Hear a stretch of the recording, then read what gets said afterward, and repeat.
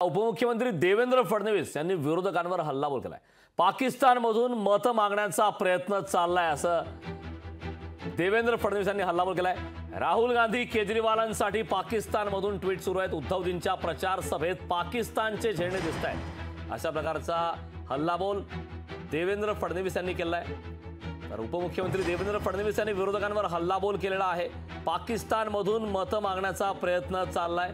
राहुल गांधी आणि केजरीवालांसाठी पाकिस्तानमधून ट्विट होत आहेत, तर उद्धवजींच्या प्रचार सभेत पाकिस्तानचे झेंडे दिसतात असं म्हणत या दरम्यान देवेंद्र फडणवीस यांनी आता टीका केली।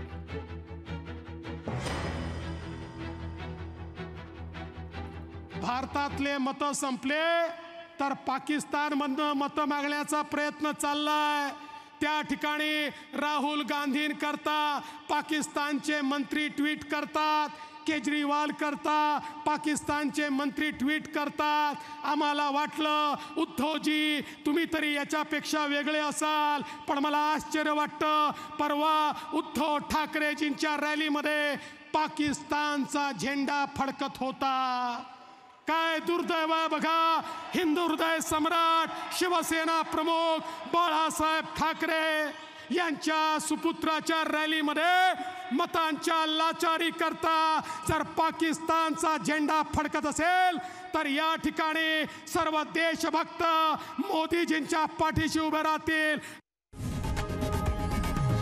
लोकशाही मराठी ऐका, पहा, जागरूक रहा।